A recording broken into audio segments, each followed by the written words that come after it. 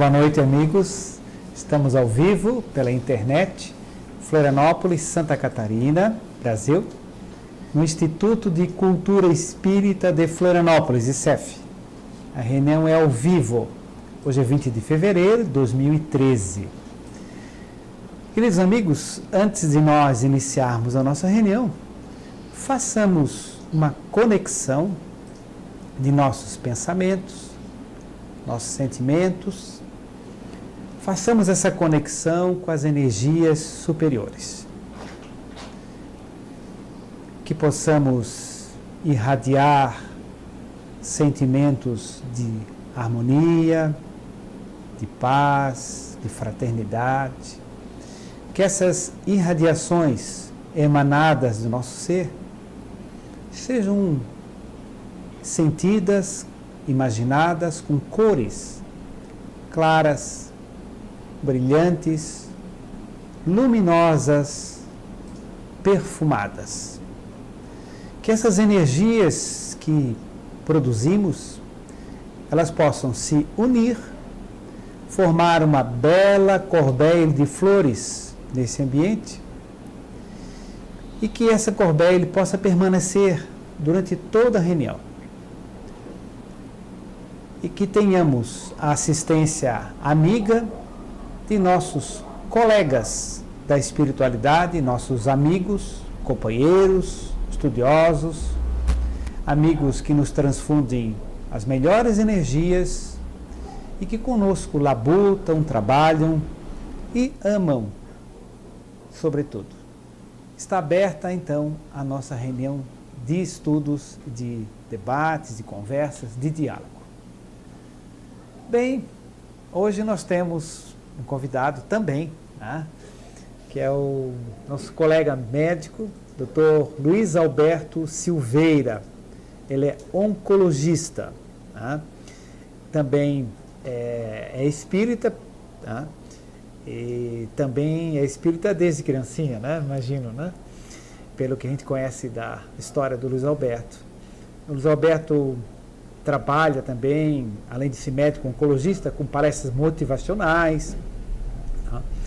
Escreveu alguns livros também, deixou até um livro muito colorido, cheio de fotografias, imagens muito bonitas, que acabou de deixar na livraria. Depois, se alguém quiser ver, até pelas fotos lindas que tem, é muito interessante, né? Depois ele pode até falar alguma coisa no livro, né? Mas tem outras obras também publicadas.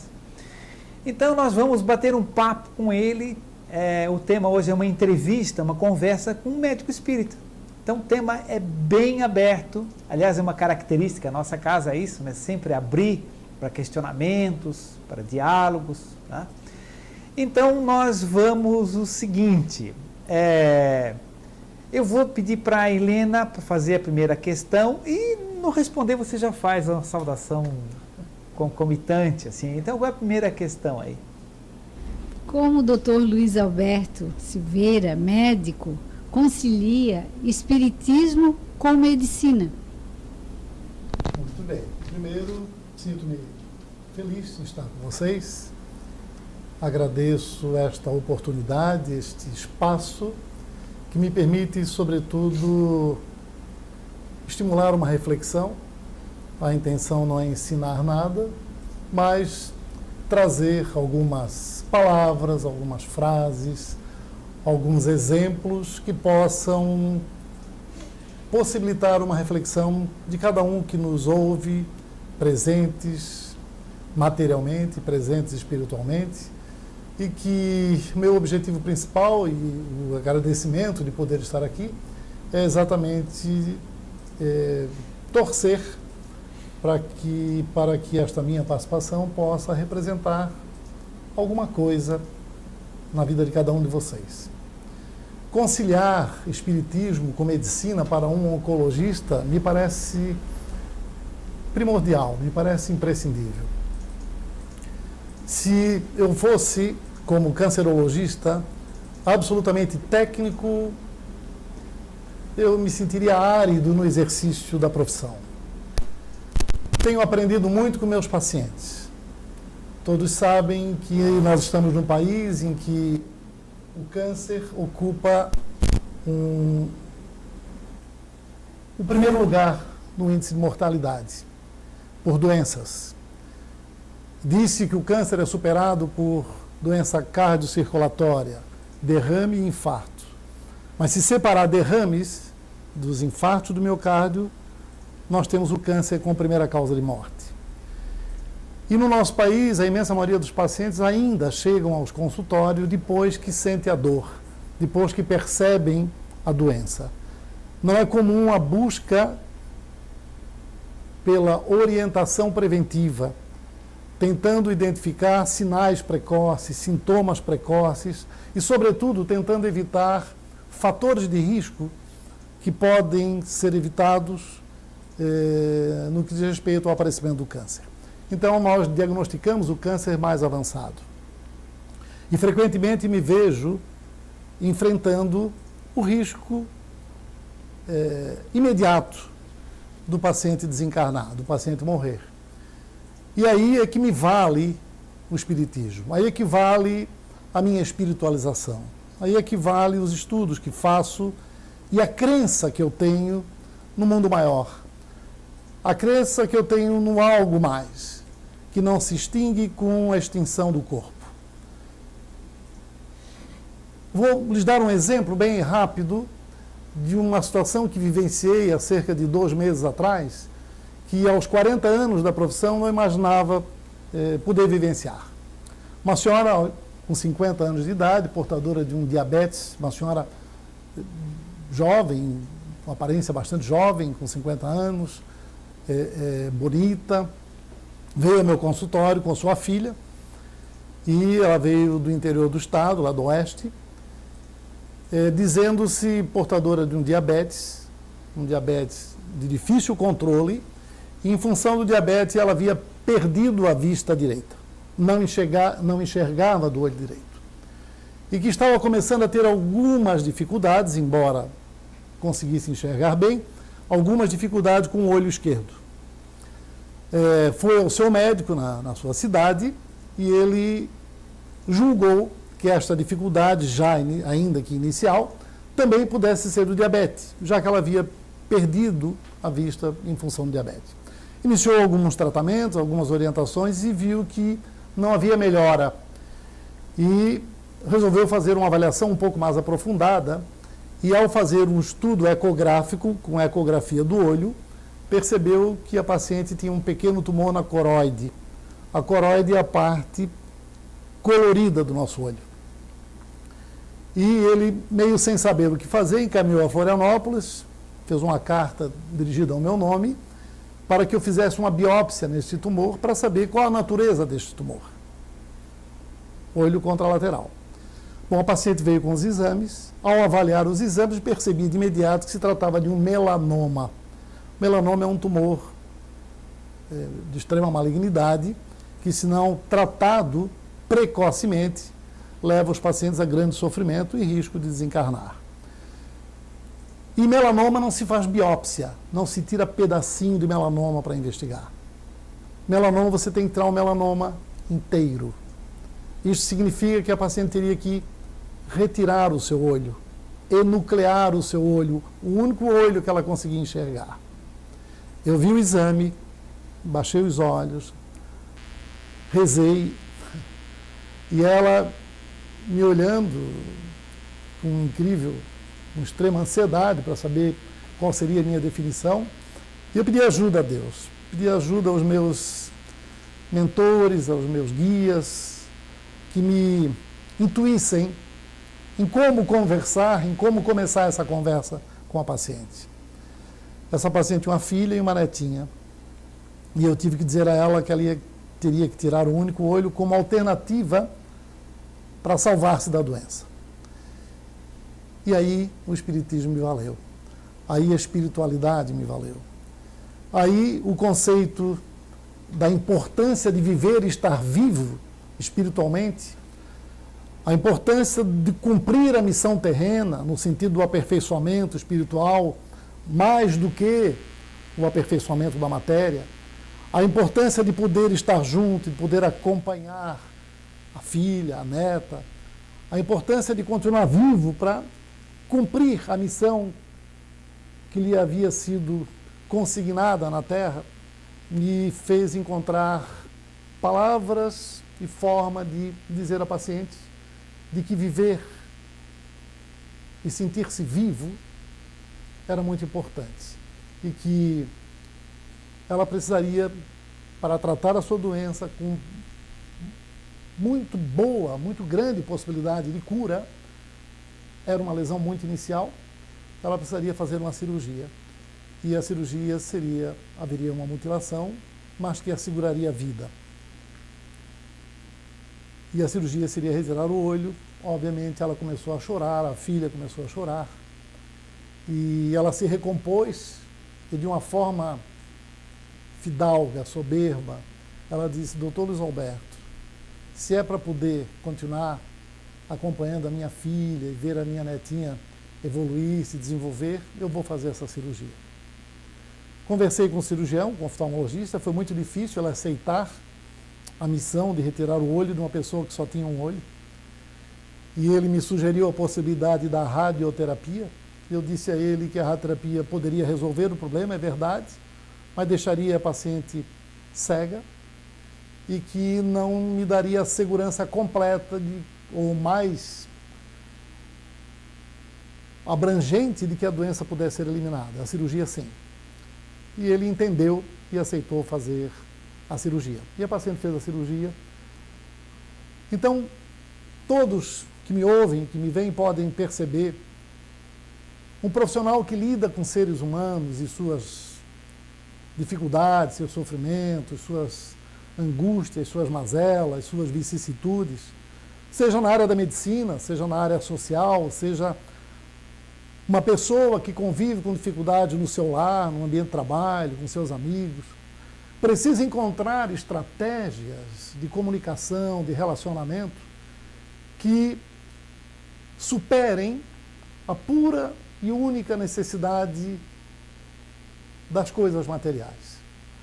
Nós precisamos nos alimentarmos de energias que nos permitam ultrapassar a angústia que as dificuldades e as vicissitudes da matéria nos apresentam.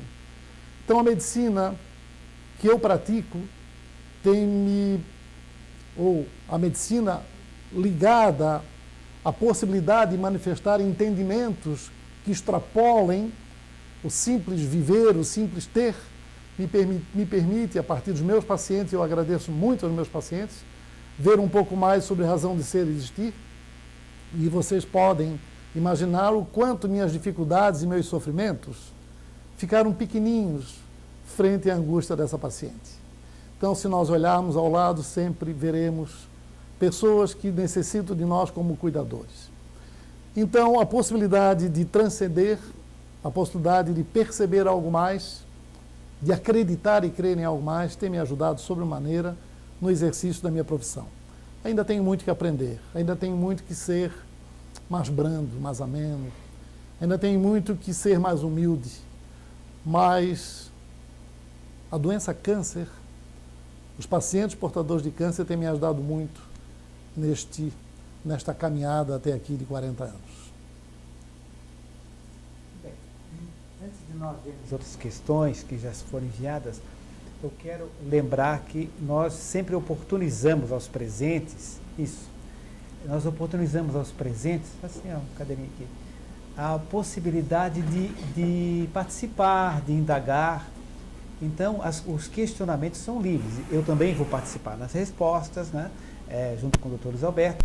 Então, vocês podem levantar outras questões, ou questões ligadas à saúde, à medicina, ou à espiritualidade de um modo geral, a vida no mundo espiritual, reencarnação, mediunidade, enfim, os questionamentos são abertos, a gente vai dialogando, vai conversando, né? Então, já apresentamos o colega, ele já disse o que faz e como sente a vida, como sente a profissão sendo espírita, né? Então, a gente gostaria de que vocês levantassem questionamentos, perguntas. É só tem um microfone circulando, onde é que está o microfone no momento? Está ali, né? Quem quiser levantar, fazer uma pergunta, pode fazer sentado mesmo, só pede o microfone para ele chegar até lá, para o pessoal da internet ouvir a pergunta, né? senão eles não conseguem acompanhar o questionamento. Bem, alguém até por enquanto? Não temos perguntas por enquanto? Então pode ir pensando em algum questionamento, né? Mas vamos então adiante. A internet também, né? Pode enviar o questionamento que desejar. Então, vamos lá. Na sua opinião, se a ciência médica incorporasse os conhecimentos da vida após a morte, o que ocorreria? Não somente a ciência médica, se a academia, se os cientistas, se os pensadores que trouxeram a sociedade até aqui começassem a incorporar a subjetividade humana o algo mais que nós temos além daquilo que pode ser pesado, medido, cheirado, palpado, ouvido. A academia e a universidade desenvolve pesquisas basicamente voltadas ao objeto, que pode ser sentido, palpado, pesado, medido, cheirado, visto, ouvido. Aquilo que é impalpável, que é subjetivo, ainda não é objeto principal da pesquisa nas diversas áreas da ciência. Quando nós juntarmos a percepção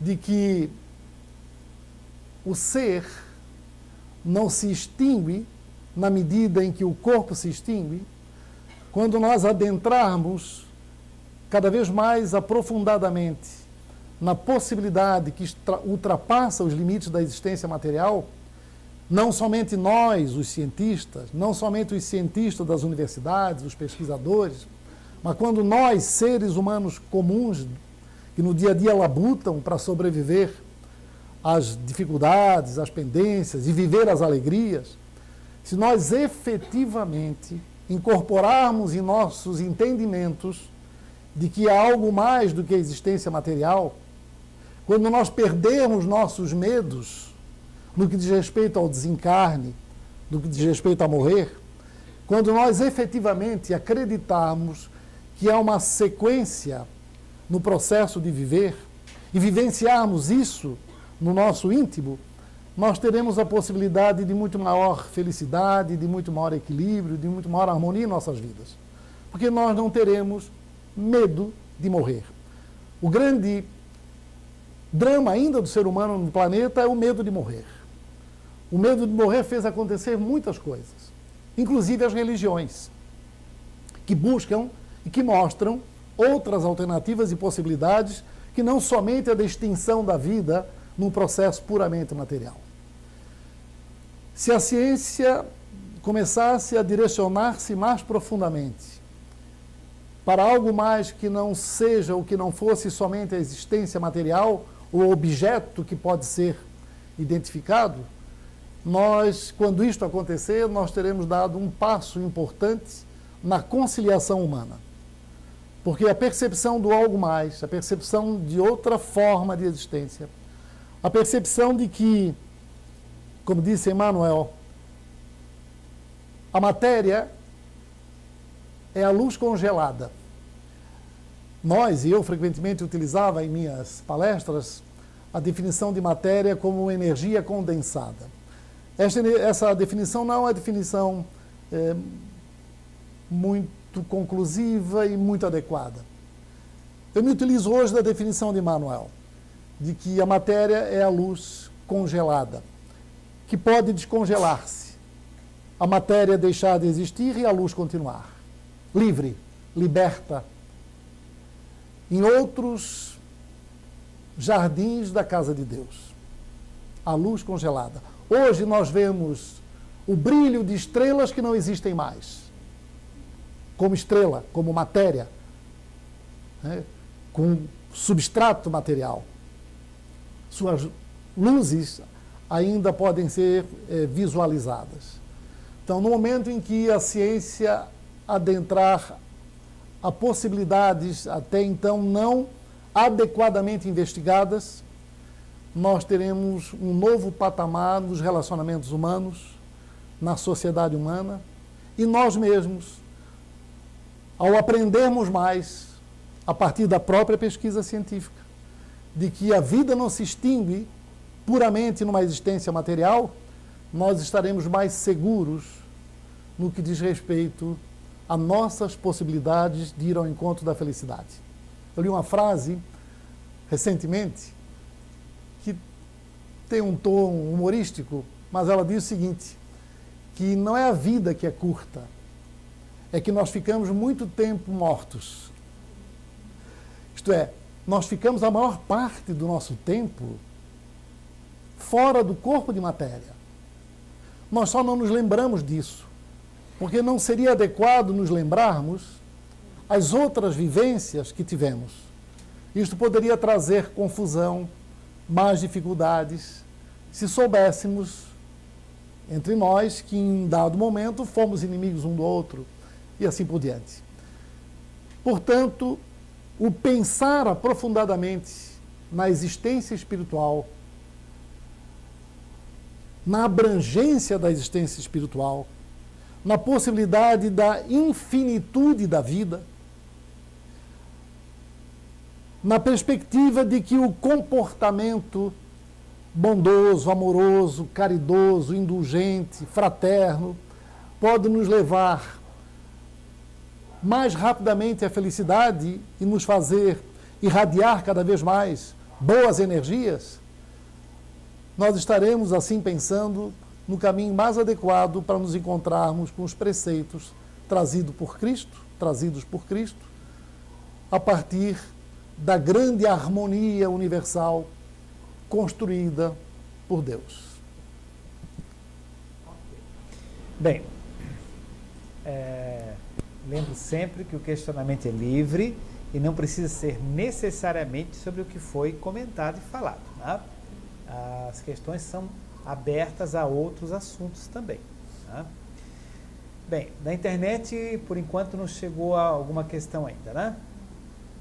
O Pablo, o microfone já está lá, Pablo? O Pablo, que vai trazer um questionamento, ele coordena o grupo de ICEF Mirim. Tá? De que faixa de idade é, Pablo? De 4 a 9 anos. De 4 a 9 anos. Então, ele é um dos professores, né, e coordena o trabalho do ICEF Mirim, crianças de 4 a 9 anos. A propósito, vou aproveitar aqui a oportunidade que o Pablo vai falar, para dizer, além de apresentá-lo, para dizer o seguinte: quem tem crianças nessa faixa de idade, esse curso, que é o ICEF Mirim, vai funcionar na quarta-feira, né, Pablo? Sim. Na quarta-feira, às 20 horas, né? 20 horas. Então, pode trazer as crianças a partir da primeira semana de março, é isso? 6 de março. 6 de março. E também alguém, se gosta de trabalhar com crianças pequenininhas, de 4 a 9 anos, né, pode auxiliar o Pablo. O Pablo, ele tinha outros professores, mas uma delas viajou, outra está fora também. Então, ele está precisando de alguém que o acompanhe, né, que alguém que auxilie nesse trabalho. Qualquer um dos presentes depois, se tiver interesse, procura o Pablo, né? O Pablo que vai dar aula e tal. Vocês vão acompanhando, depois vão pegando o esquema, né? O jeito da casa trabalhar, que cada casa tem seu jeito, né? Então fica aí o convite também. Mas, Pablo, a palavra é sua. Tá bom. Doutor, na verdade, é um questionamento, não sei se o senhor teve alguma experiência prática em relação a isso, né? Sobre a cirurgia espiritual. O senhor, Jesus já falou que quem tem a fé remove montanhas, né? Então, o senhor tem a falar sobre isso? Em casos como o senhor exemplificou, é possível a cirurgia espiritual ter um efeito, assim, benéfico ou real? Sem dúvida, eu acredito que é perfeitamente possível que a cirurgia espiritual atinja este objetivo. Entretanto, o paciente tem que estar preparado para ser receptivo a esta energia. O paciente precisa ter receptividade. Ele precisa estar efetivamente voltado para uma visão que não seja puramente curar-se do mal material, da doença orgânica. Ele precisa ter a percepção de que aquela doença é um instrumento para o seu aperfeiçoamento espiritual. E se ele tiver efetivamente esta percepção, e se esta percepção permitir que ele mude isso, seu entendimento sobre a vida e suas perspectivas futuras em relação a tudo que ele fez até aquele momento, e que poderá fazer a partir daí, e pedir a Deus permissão para continuar a sua missão e se colocar à disposição de Deus para o que for acontecer, seja o que for, se colocar à disposição de forma aberta, espiritualmente aberta, receptiva aos benefícios ou não que os procedimentos energéticos possam trazer. Acredito que ele terá mais chance de se beneficiar da cirurgia. Nós fazemos muita barganha com Deus na hora do sofrimento. Passado o sofrimento, nós esquecemos das promessas que fazemos a Deus. Quando temos dor de qualquer origem, oramos com muita profundidade, pedimos energias positivas, pedimos apoio, trabalhamos muito o medo de morrer, o medo de perder, o medo de não ter. Se somos atendidos nessas invocações, nessas evocações, passado um mês, as nossas orações já não são tão potentes do ponto de vista energético. Passado 2 meses, já reduz o número de orações e nós esperamos um novo problema para pedir novamente a Deus benefícios. A transformação que pode causar um sofrimento, sendo claramente apresentada aos espíritos amigos e à bondade de Deus, poderá suscitar a possibilidade de renovação das energias orgânicas e a pessoa poderá superar ao seu problema orgânico e material. Não é simplesmente pedir e receber, é pedir, entender, fazer analogias dos seus comportamentos até então, empreender um novo pensamento, e aí haverá chance de conquistar o benefício a que está sendo pretendido. A cirurgia espiritual busca mover energias dentro da gente, modificar nossas energias de modo que haja uma harmonização dos tecidos. Se somos luz congelada ou energia congelada, se a energia congelou de forma anormal, ela pode ser, por nosso pensamento, orientada e intuída por espíritos superiores, pode ser reformada. E se nossa energia pode ser reformada, nós podemos superar nossas doenças e verificar o restabelecimento da saúde, se assim for nossa missão neste planeta. Porque ela poderá ser passar por esse transtorno e sucumbir a esse transtorno, porque Deus quer de nós novas missões em outras esferas do seu mundo. Devemos pedir a cirurgia espírita, devemos utilizar de instrumentos energéticos para nosso benefício. Devemos evocar permanentemente a Deus através de orações, as conhecidas e as nossas íntimas, ajudas no sentido de nos melhorarmos materialmente e nos melhorarmos, sobretudo, espiritualmente, e assim temos mais chance de obter os benefícios de uma cirurgia espiritual, assim como de um tratamento da matéria. Pacientes que entram em campo deprimidos, sem esperança, prontos para perder o jogo, atualmente perdem o jogo. Quem entra em campo com confiança, com esperança, com fé, com perspectiva de continuação de uma vida mais produtiva espiritualmente e até materialmente, tem um pouco mais de chance. Eu tenho convicção de que se eu juntar na minha clínica pacientes portadores de câncer, que fazem o tratamento convencional, que me é dado e obrigado a fazê-lo, por conta de que eu sou obrigado a praticar a medicina da matéria, porque esta é consolidada cientificamente. Se eu juntar esta medicina da matéria a algum entendimento que eu possa passar ao paciente sobre algo que extrapola a matéria, e esse paciente aceitar isto, esta combinação da medicina da matéria com a medicina energética poderá trazer muito mais benefícios e mais rápidos benefícios do que aquele que só se utiliza da medicina da matéria. Por isso eu acredito em algo mais que não seja apenas antibióticos, cirurgias com bisturi, analgésicos. Acredito em algo mais. Mas nós temos que merecer esse algo mais. E sermos espontâneos, autênticos e simples nos nossos pedidos a Deus. Antes de eu fazer um comentário, parece que tem uma moça lá que quer fazer uma meu nome é pergunta sobre essa Mara. questão, né? Meu nome é Mara, dá para ouvir daí? Sim, Boa noite. boa noite. Eu ia pegar o gancho da pergunta dele. A cirurgia espiritual, ela acontece como? Como é feita? E aí outra pergunta seria, eu já ouvi relatos de pessoas que passaram por cirurgias espirituais e quem as atendeu no plano espiritual era médico também. É sempre assim ou não necessariamente é um médico? Não necessariamente. Nós podemos fazer a nossa própria cirurgia espiritual. Se nós nos espiritualizarmos a ponto de dominarmos nossas energias. Só que nós não sabemos fazer isto. Por isso nós evocamos, nós pedimos ajuda a quem consegue fazer esta movimentação energética com mais adequação. Portanto, nós, no momento que estamos vivenciando um transtorno, seja uma doença, um transtorno orgânico ou de outra ordem, nós ficamos em desarmonia.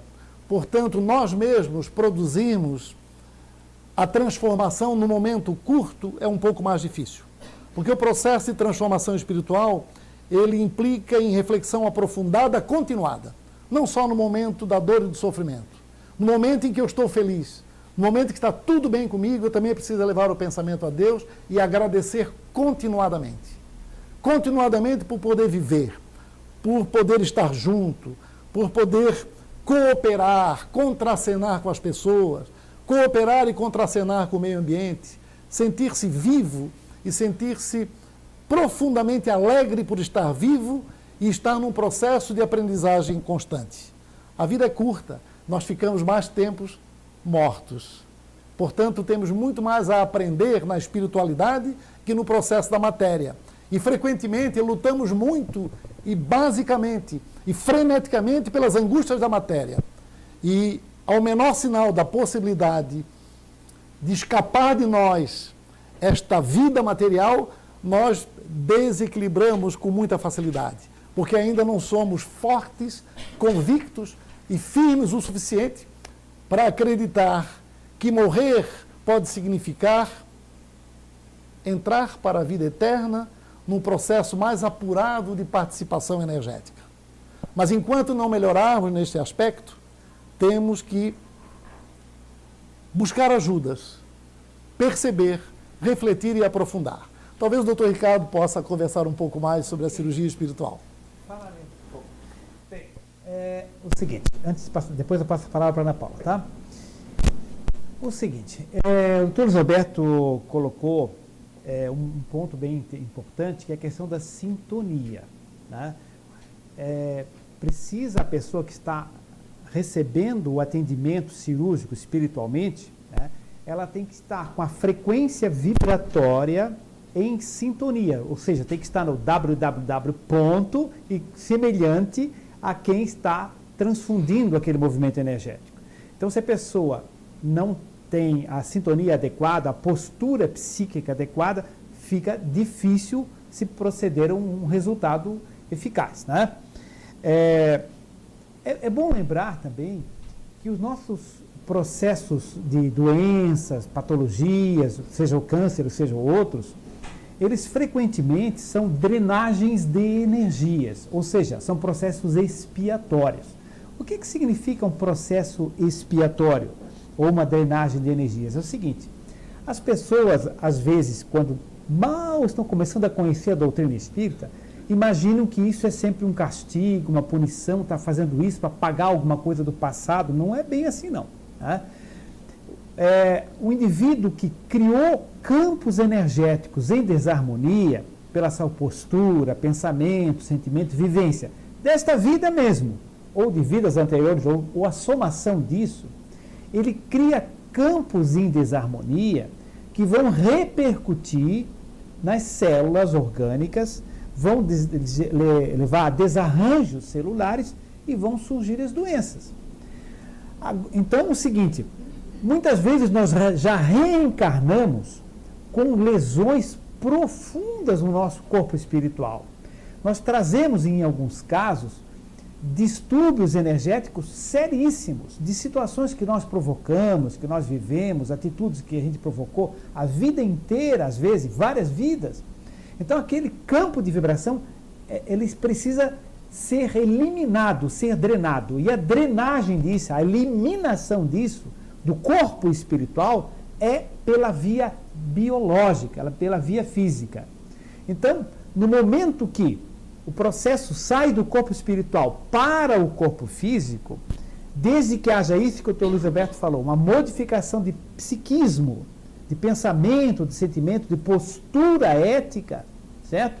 Ele, ao passar para o processo físico, ele está se libertando, não está sendo castigado, ele está se libertando, está drenando essas energias, está expiando. A palavra expiar vem disso, jogar para fora. Eu inspiro, eu expiro. Então, o processo de expiação é um processo de drenagem de energias. Então, muitas vezes, aquela doença é um processo de cura, mas de cura no sentido mais profundo, no sentido de eliminação dessas desarmonias perispirituais, astrais, que, claro, voltarão a acontecer novamente se não mudar a causa, como ele falou, o pensamento, o sentimento, a postura psíquica do indivíduo, como ele encara a vida, como ele vê as pessoas, como ele compreende as dificuldades. Senão ele passa a vibrar na mesma frequência, continua desarmonizando o seu perispírito e continua adoecendo, né, nessa ou em outras vidas, né? Então é bom que nós temos essa ideia desse processo. Certa feita eu fiz um comentário sobre o pensamento produz modificações na matéria. E nós vivenciamos isso praticamente no dia a dia de nossas vidas e a gente não se dá conta. Porque nós olhamos e vemos muito pouco, nós ouvimos e escutamos muito pouco. Quanto mais olharmos e vemos, ouvimos, escutarmos, palparmos e sentirmos, mais abrangente será a nossa inteligência e nossa percepção das razões que motivam nossa existência. Mas o pensamento produz a matéria. Isto pode ser provado cientificamente. Quando nós temos inquietudes, ansiedades, frente a um determinado desafio, com alguma frequência nós ficamos com taquicardia, suamos mais, temos um pouquinho de dor abdominal, dor de barriga. A dor de barriga, suar mais, coração acelerar, isso é produzido por substâncias químicas e hormonais no nosso corpo. E o que gerou isto? O pensamento, a inquietude. A inquietude não é substância química, a inquietude não pode ser pesada, medida, cheirada, palpada, vista. A inquietude é sentimento, é sensação, é imaterial. E esta inquietude gerou a produção de matéria. Qual a matéria? Adrenalina, noradrenalina, hormônios, que na hora da aceleração do coração eu posso detectar no sangue e medir.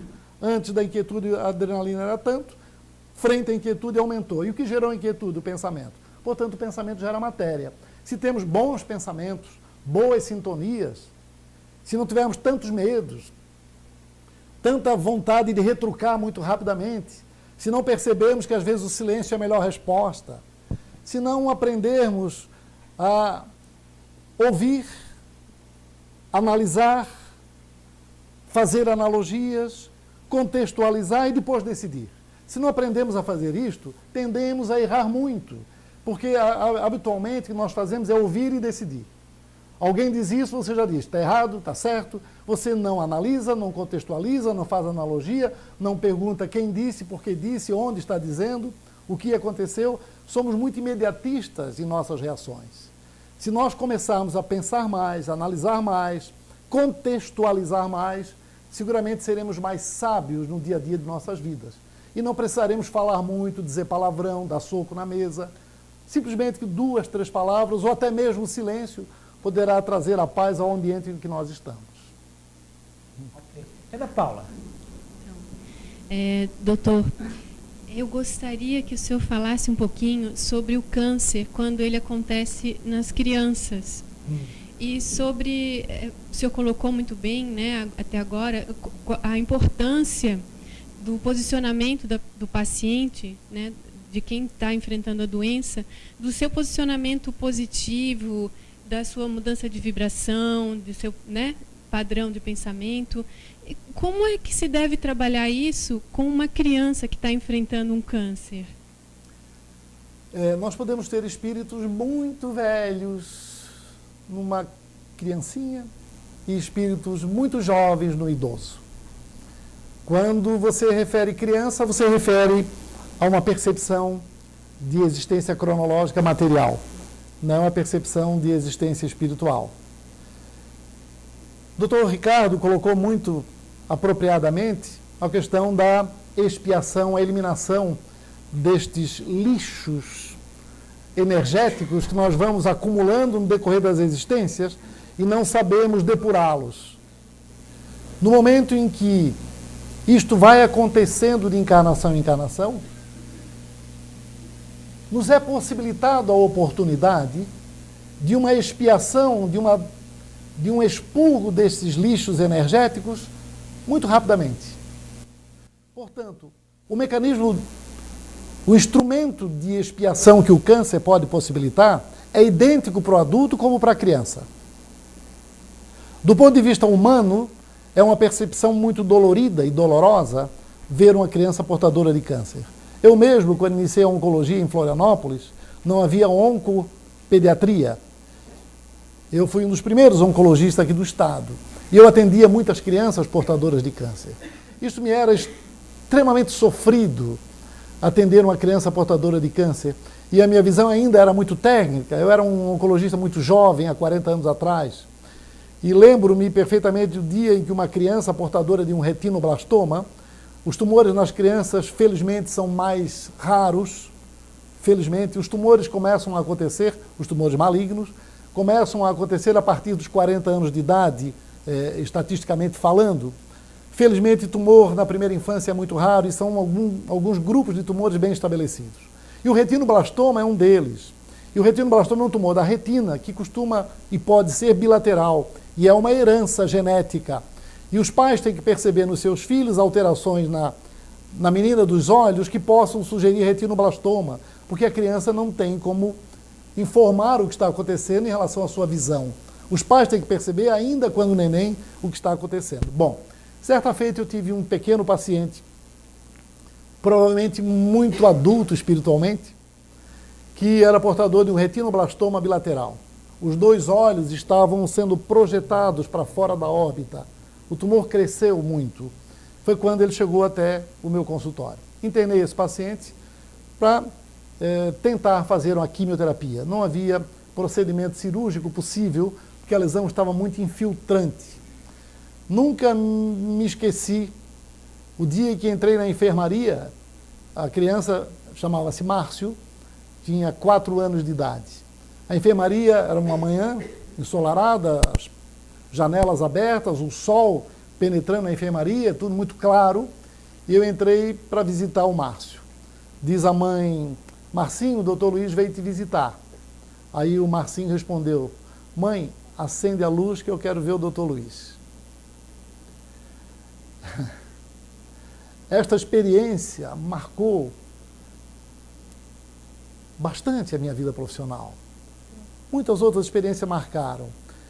Então, o câncer na infância, do ponto de vista técnico, médico, se você se envolve emocionalmente com o processo da doença e do doente, você tende a sofrer muito. Aí vem a primeira pergunta: como o Espiritismo me ajudou nesse processo de cooperação médico-paciente na presença do câncer?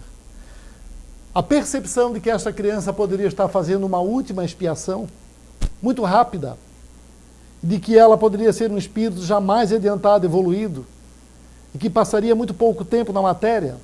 Por isso, as possibilidades imediatas de uma cura total, não, do ponto de vista material e orgânico, não aconteceriam, mas a possibilidade de que ela pudesse resgatar muito rapidamente muitas coisas que eu sou e era incapaz de perceber, me criou razão de continuar.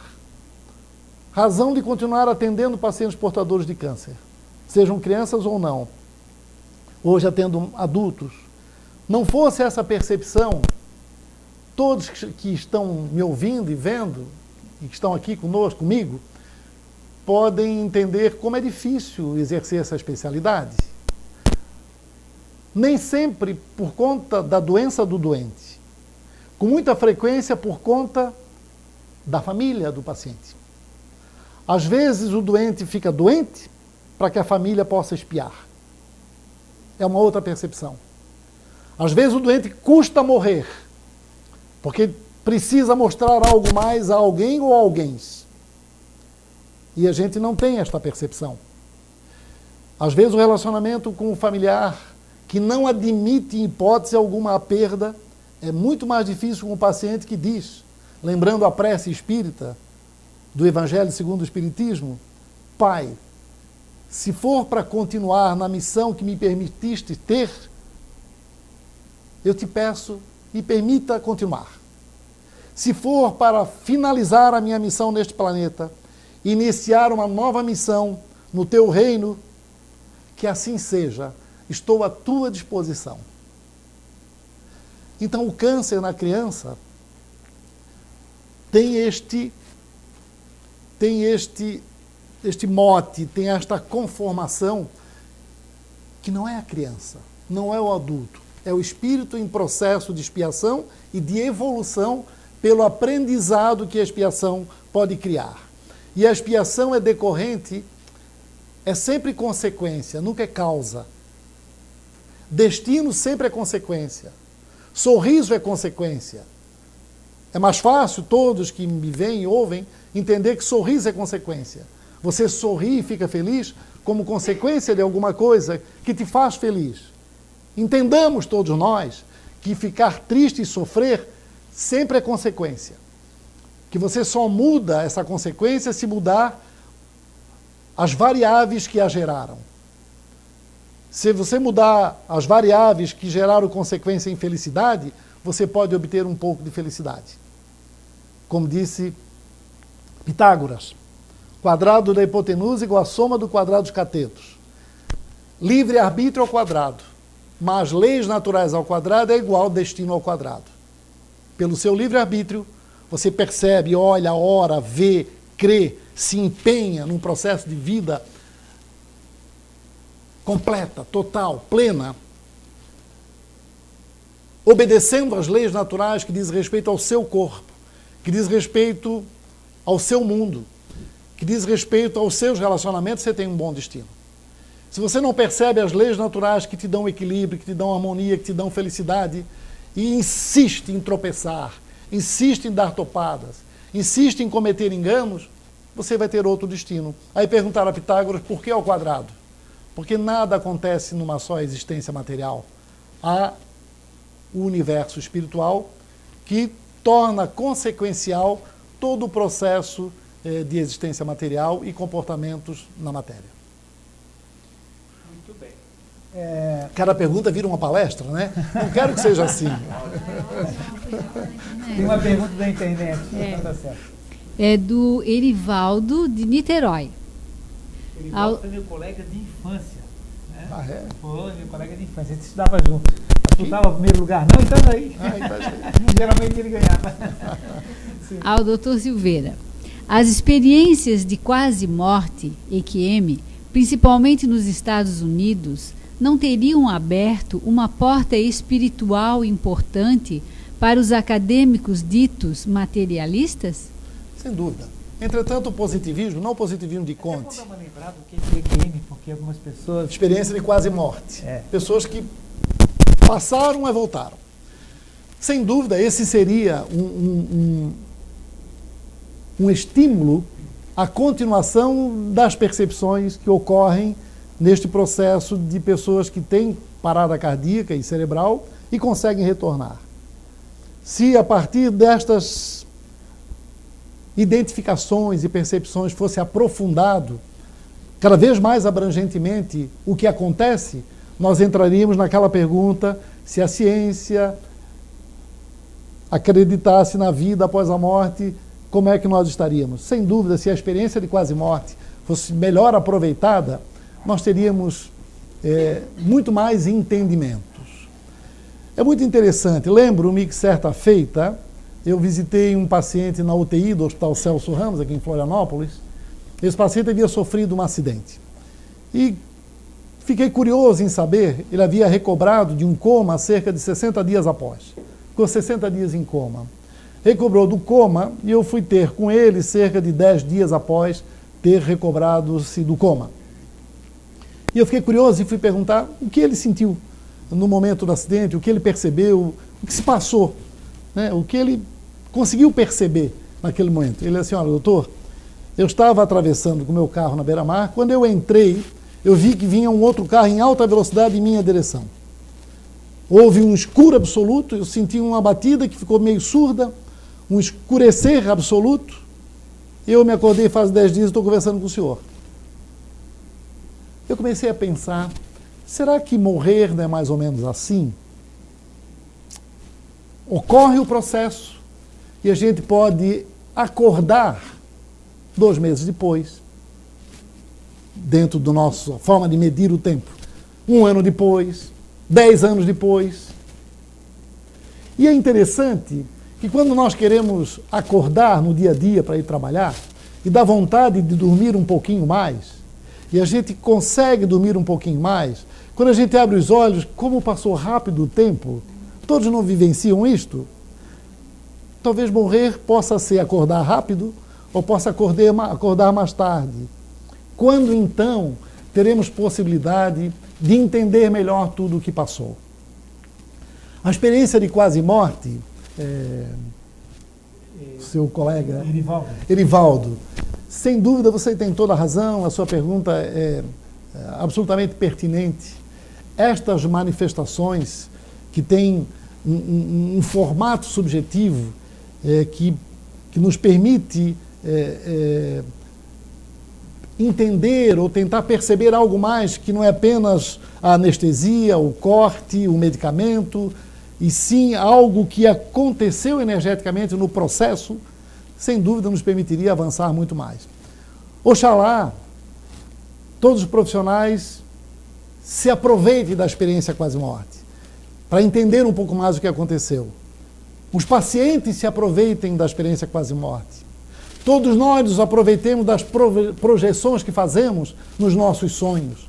Quando saímos do nosso corpo à noite e busquemos entender o significado dos nossos sonhos. O significado de eu me ver frequentemente voando, de eu me ver frequentemente com medo de perder o avião, de perder o ônibus, o trem. O significado de sonhar colorido ou sonhar apenas preto e branco. Procurar entender que mecanismos trabalhamos energeticamente que tornam esses hieroglifos talvez possivelmente entendíveis se nós começarmos a perceber uma existência que não é somente matéria, e sim a energia que podemos projetar, que extrapola o nosso corpo de matéria.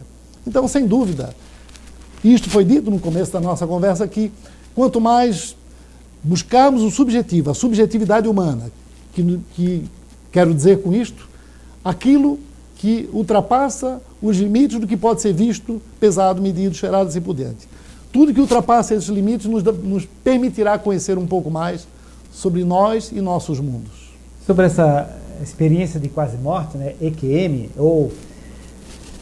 existem fatos interessantíssimos, né? O Dr. Raymond Moody Jr., ele médico americano, ele tem 150 casos de pacientes que tiveram morte clínica, massageados, colocado aparelhos e tal, e eles relatam basicamente o mesmo fenômeno. Se sentem fora do corpo, olhando o corpo lá embaixo sendo massageado, uma luz aparece, algum parente que já faleceu ou um ser de luz, descrevem exatamente a mesma coisa. E, curiosamente, os 150 entrevistados não eram da mesma religião, não eram do mesmo nível cultural, não eram, enfim, eram completamente diferentes.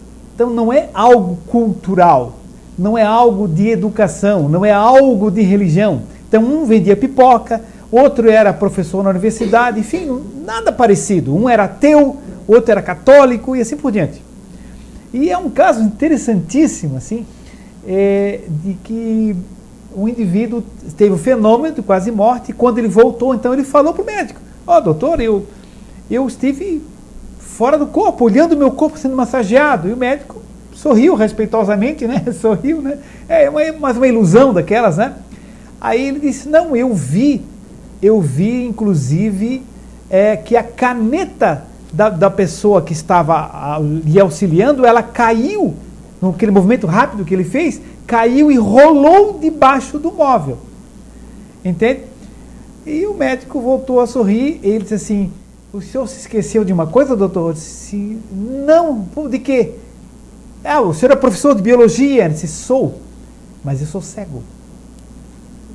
Eu sou cego. Ele disse, sim, o senhor é cego. Então como é que o senhor viu? Não sei. Ele viu com os olhos do perispírito. Ele viu com os olhos astrais, do corpo astral. Entende? O que levou, inclusive, o médico a se interessar, como diz o Erivaldo, se interessar por essa possibilidade de uma outra dimensão, de um outro corpo, né? Porque ele, cego, viu. E, inclusive, depois eles constataram que a caneta tinha realmente rolado para debaixo de um móvel na sala de cirurgia e lá estava a caneta, né? Que o paciente cego tinha visto, né? Então, realmente abre uma nova perspectiva, muito interessante. Esses conhecimentos, estas percepções têm que ser vivenciadas sem radicalismos, sem dogmas, sem exigências que o outro acredite. O que importa é cada um de nós conseguir perceber que realmente isto pode ser possível e acreditar de que isto pode ser possível. Nossos limites de entendimento ainda são muito extensos, ainda pecamos muito em pequenos pecados, ainda não conseguimos entender muita coisa, entendemos muito pouca coisa, mas perceber de que pode haver um mundo maior e que este mundo maior pode nos levar à possibilidade de felicidade é uma razão de ser e existir, mesmo que nada disso aconteça. Razão de ser e existir baseada em coisas boas sempre serão razões de ser e existir. Que não sejam dogmáticas, impositivas, o outro não acredita nisso, então o outro não sabe de nada. Isso é uma forma de mostrar que a gente ainda está imaturo. Sentir estas coisas, ler, estudar, conversar de forma branda, amena, querendo estimular o outro a pensar um pouco mais, já nos permite avançar em nossos conteúdos educacionais, culturais, sociais, sociológicos, assim por diante. Vale a pena a gente pensar em algo mais do que apenas eu preciso pegar o salário no final do mês, comprar leite, pão, levar as crianças para a escola, comprar roupa, ter um carro. Pensar em algo mais do que simplesmente a rotinização e a robotização que a vida material frequentemente nos traz. Weber, de Porto Alegre. Sendo o câncer, em sua grande maioria, psicossomático, qual o melhor tratamento? A alopatia em conjunto com terapias regressivas não seria um ótimo coadjuvante? Existe essa linha de tratamento atualmente dirigidas por médicos? Ou ainda é apenas alternativo e extraoficial? Ainda é extraoficial e alternativo. Como os profissionais habilitados para o tratamento, sejam médicos ou não, eles são assim ou são, por conta dos seus conselhos regionais e federais, das suas especialidades, das suas profissões. Portanto, eles devem proceder processos terapêuticos para os quais estão habilitados e formados devidamente. Então, todos os procedimentos terapêuticos no nosso modo de ser no planeta, eles devem, para serem entendidos como válidos, devem ser aprovados por sistemas organizacionais que nós temos no planeta. Isso não significa que a última palavra foi dada. Isso não significa que nós já sabemos tudo, pelo contrário, significa que nós estamos vendo que sabemos muito pouco.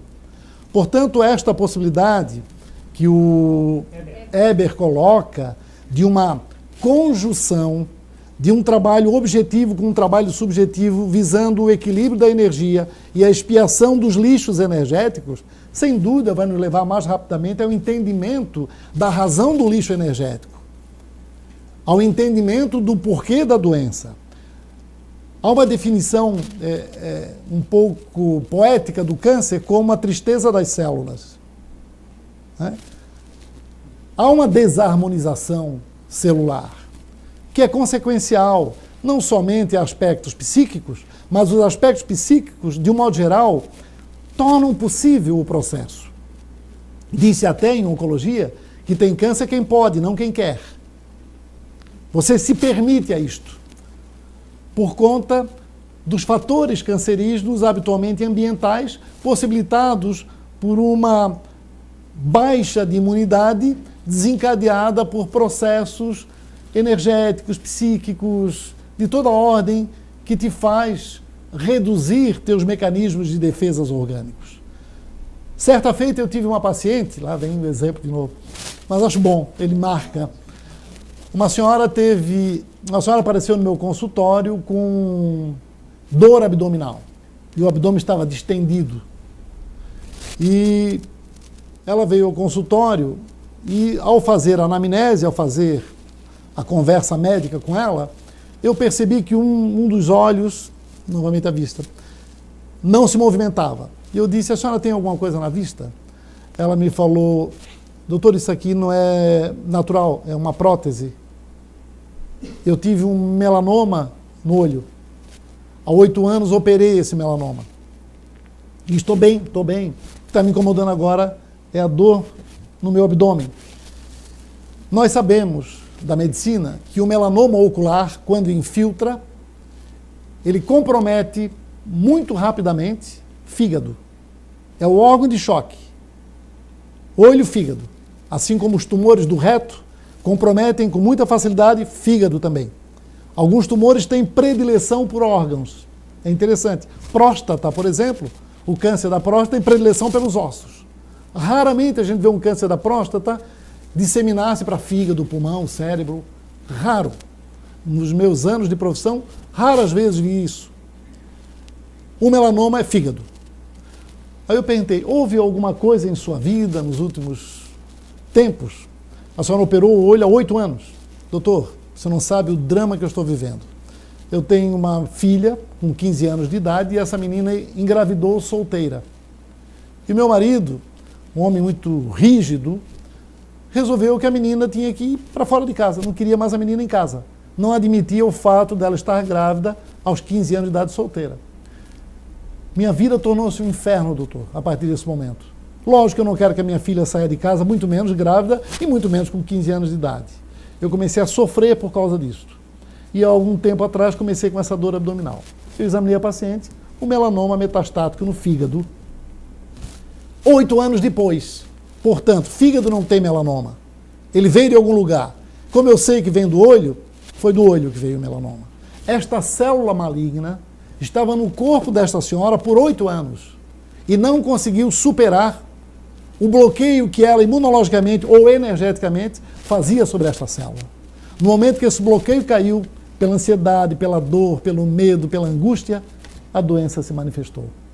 Vejam como existem mecanismos, e aí a importância do que é colocado na pergunta, da conjunção de aspectos que diz respeito às nossas energias com aspectos que diz respeito à correção do dano, que é o câncer.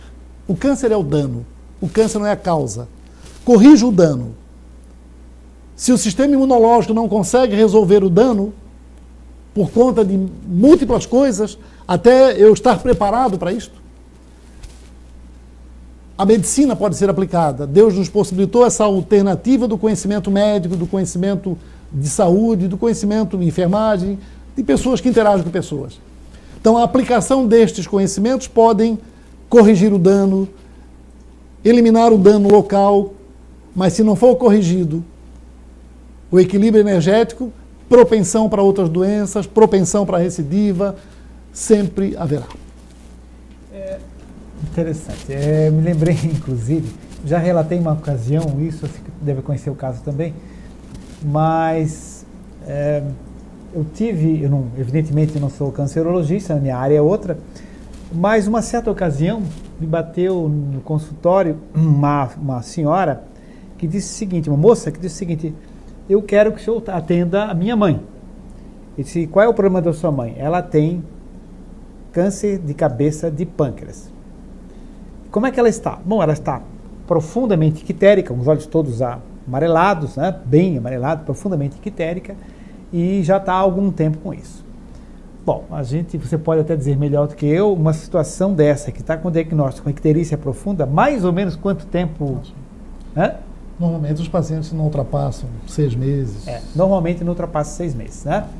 Então, é o seguinte, eles já tinham um diagnóstico definido, e eu peguei, coloquei para a moça o seguinte: bom, traz sua mãe, nós vamos conversar.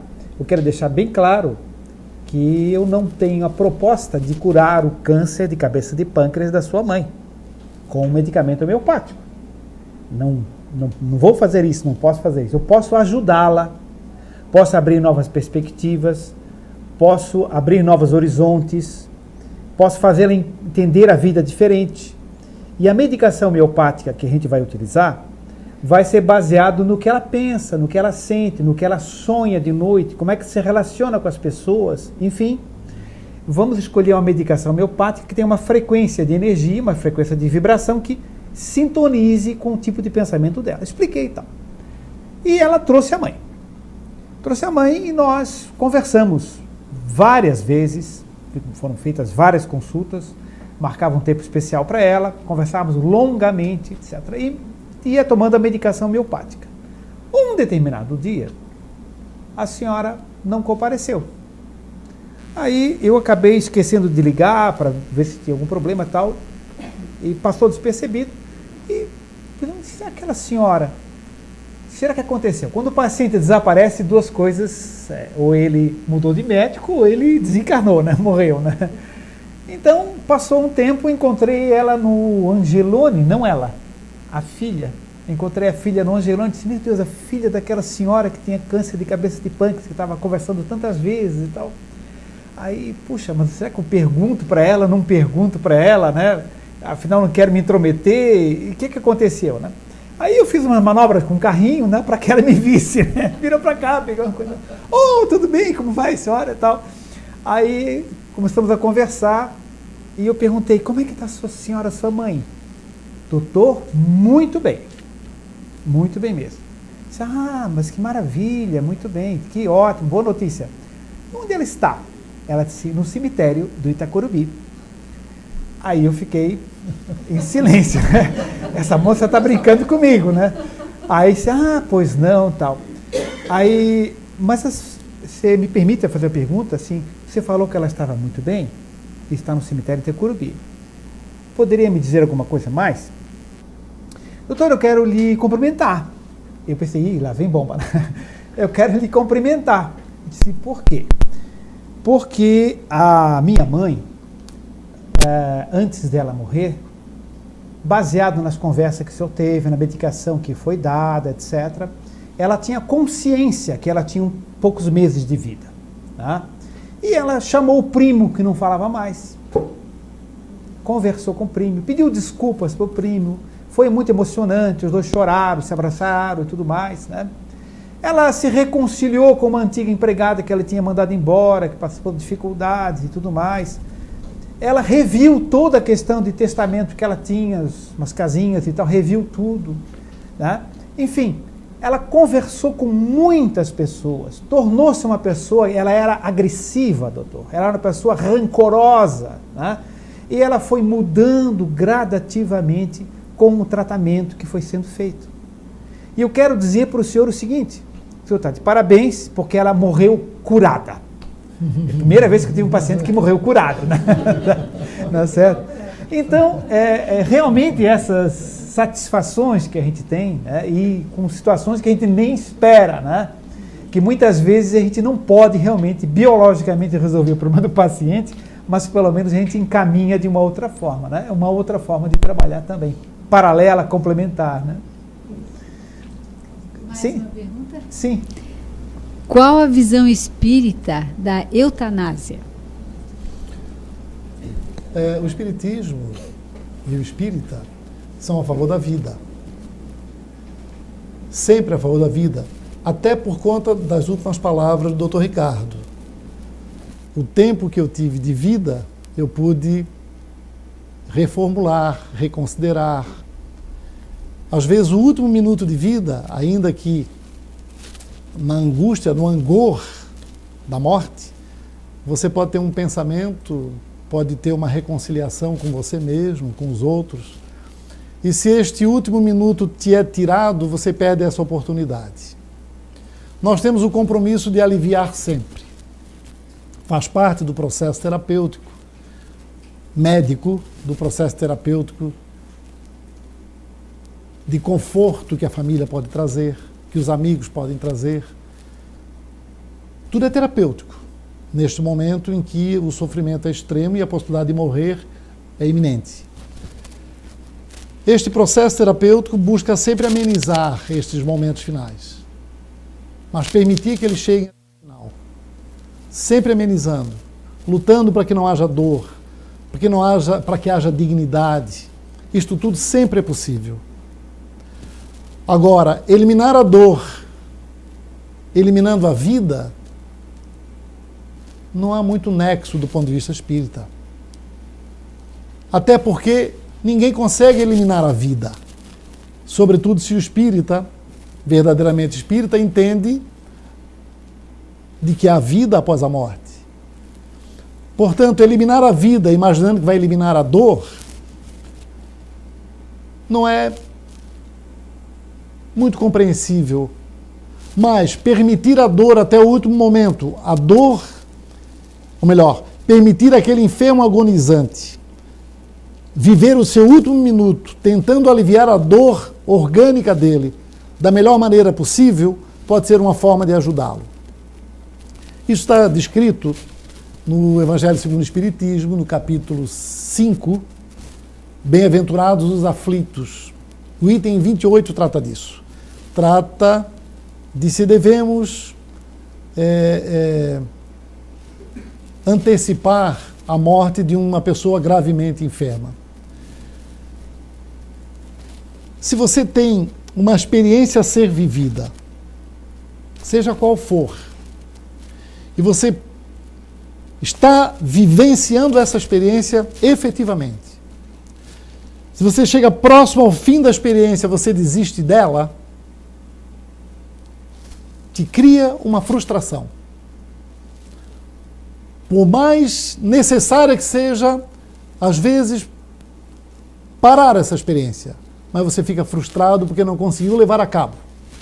Assim é a experiência da separação entre casais, a experiência das dificuldades entre pais e filhos, que às vezes você, na agonia do sofrimento, sobretudo entre casais, vamos voltar ao exemplo, você admite que a separação é a única forma.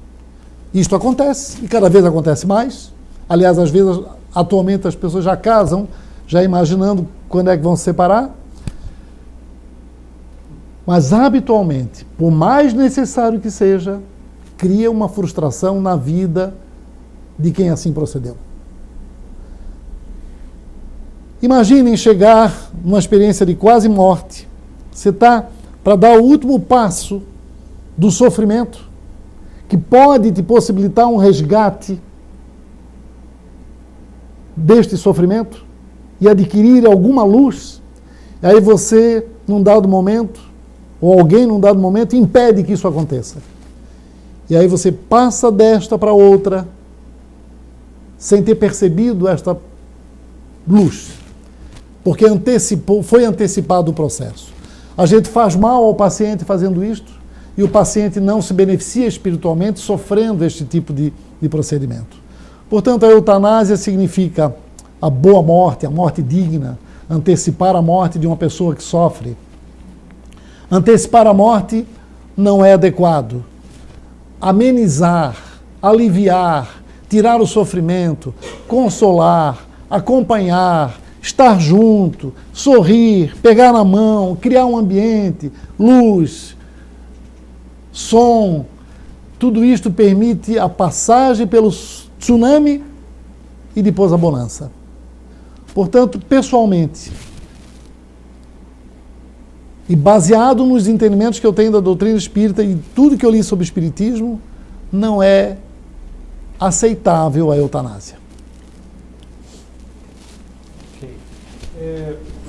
Tem uma pergunta da internet, certo, que é do Carlos Lopes, de São Lourenço, Minas Gerais. Antes de ler a pergunta, eu quero saber quantas perguntas restariam aí, porque de repente a gente pode agendar na próxima semana também. Quantos temos aí?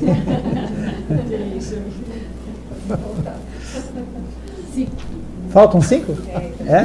Você tem disponibilidade semana que vem ou você tem compromisso? Não sei, não posso dizer agora. Não posso dizer agora? Não posso. Bom, então a gente não confirma para a próxima semana, mas se houver, a gente comunica pela lista do site, né?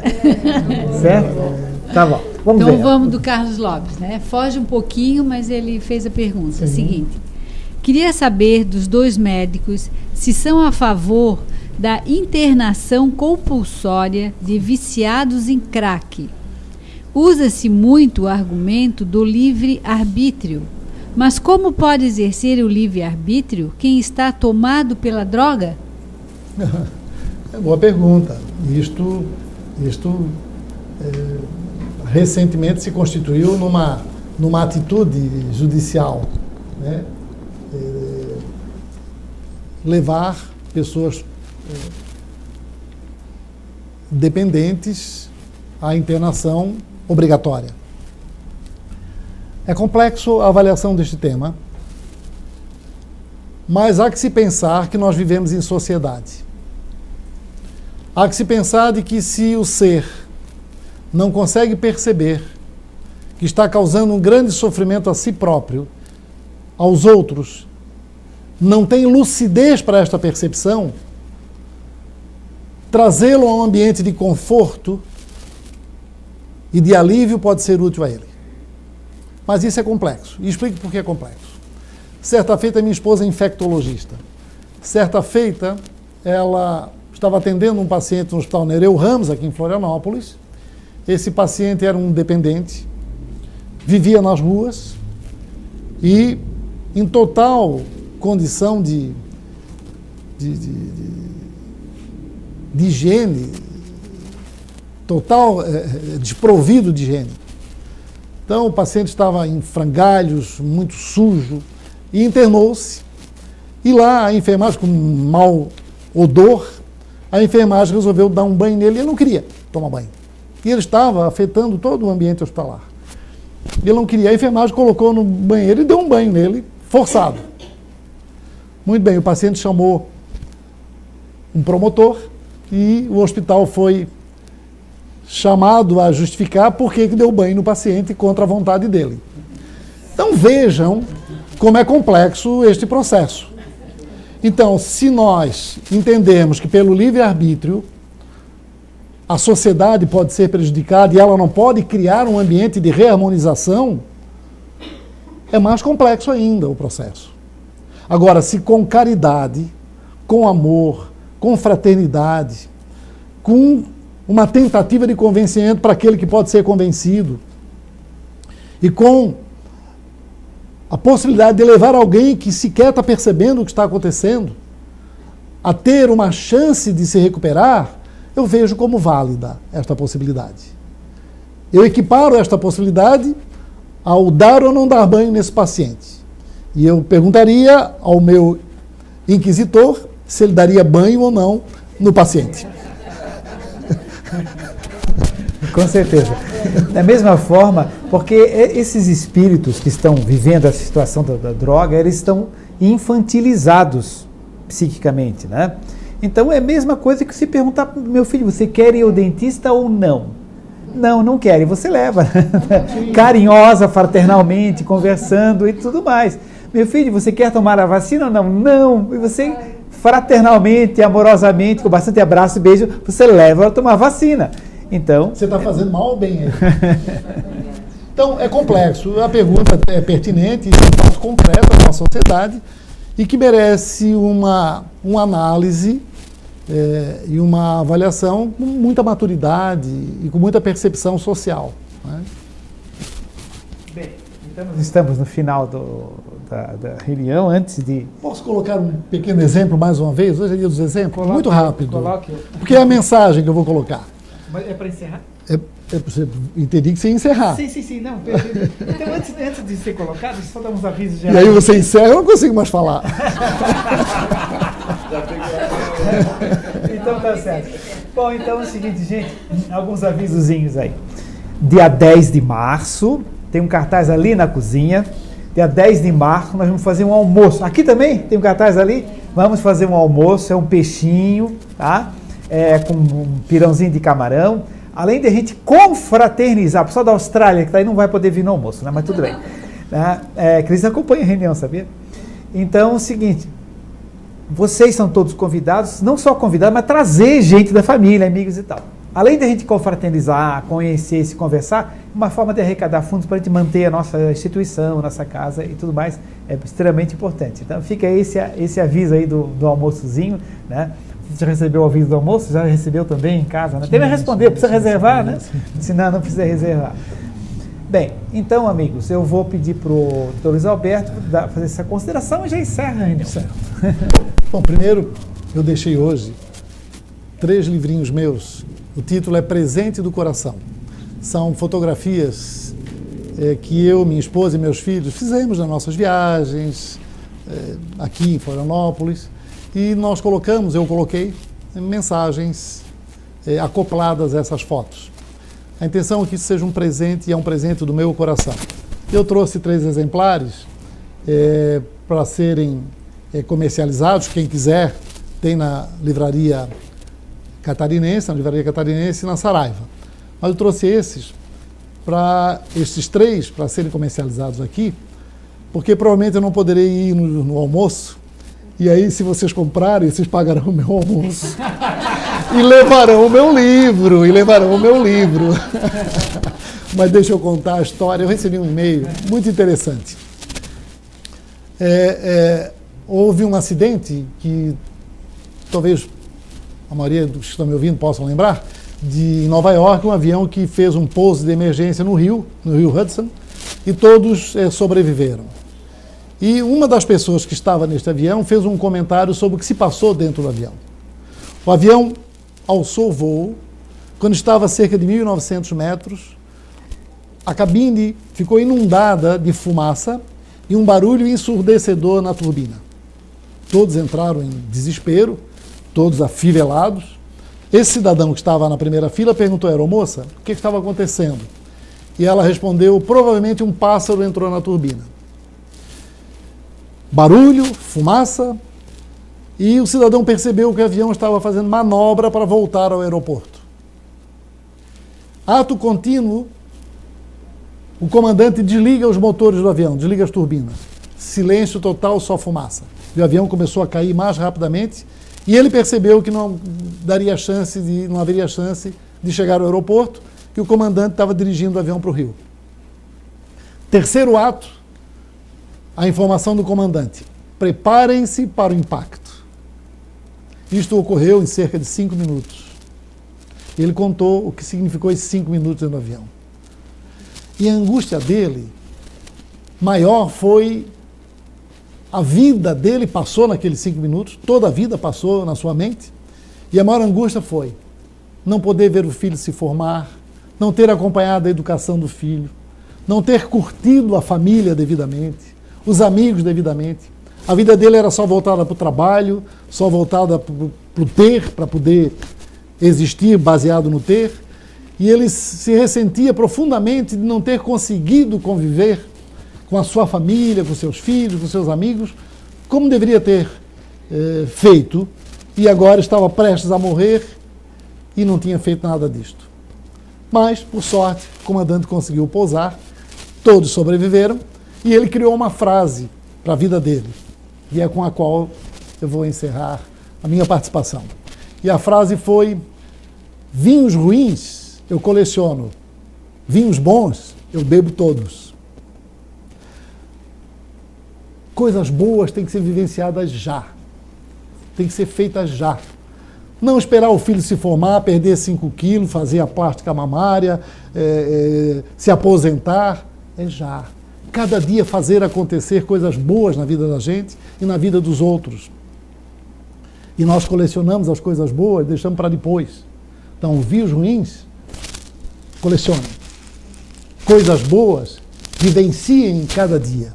Levem para suas casas o bom pensamento, a boa energia. Contagiem a todos que convivem com vocês, seja onde for. Porque desta forma, todos serão cuidadores.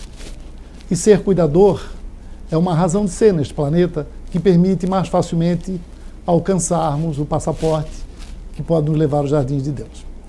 Obrigado por esta oportunidade, doutor Ricardo, e agradeço a paciência e o olhar carinhoso que todos estão me dando nestes momentos. Muito obrigado. Com essa prece, nós encerramos a reunião. Está encerrado. Muito bem.